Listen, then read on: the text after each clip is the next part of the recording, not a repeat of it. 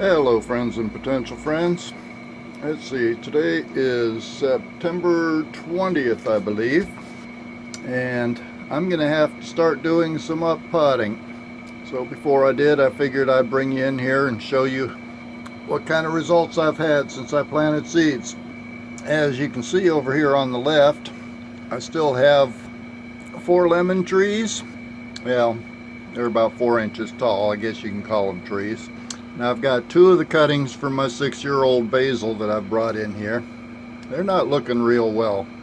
I may have to call it quits on that basil, but I have kept it going for quite a while. Still have 1 datil back there in the back corner.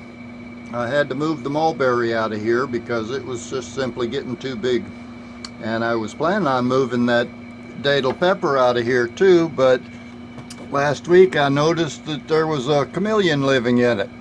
I don't see him today. I'm not sure if he's still around, but I didn't want to disturb him, so I kept the plant in here.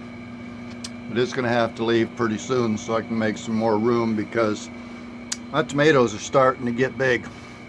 I'm going to have to transplant these pretty quick. In other words, starting today probably. Back in the back I've got 6 Amish paste. Here in the front I've got 10, what is this? Some kind of beefsteak. That says habanero, so that's not right. I forget, are these a better boy? I don't know, I have to look at my notes. And then on up here in the front, I've got lime basil. I've had some germination in every one of those cups. Over here I have, this one is the mammoth basil. Had good germination there. Good germination on the lemon basil. Nothing on the mustard. And incidentally, these 2 mustards I put over here also have nothing. Those were seeds that I saved in 2016, so they're about 3 years old, and I don't see any germination on those. I was just trying to rotate my seeds, so I used the oldest ones I had. I do have some seeds from a volunteer from last year, so I'll probably replant with those. These are my cabbage collards that I got from homesteading the hard way, and I got good germination on those. When I transplant those, I'm going to try to separate some of them. Most of them I'll probably just have to cull. And over here I've got blue Scotch kale. Again, good germination. I even had acceptable germination on the slow bolt cilantro. Took a little while to come up, but it did come up, and I'm going to try to separate some of those too when I transplant them. And I've got orange Swiss chard. Again, I've got a lot of seedlings in there I'm going to have to call out. Over here is my cinnamon basil. Again, it looks like every seed I planted sprouted. Ruby red Swiss chard. Got good germination there. And back in the back I've got my red Russian kale. And that was, obviously I put too many seeds in those cups. But they're all doing good except the mustard.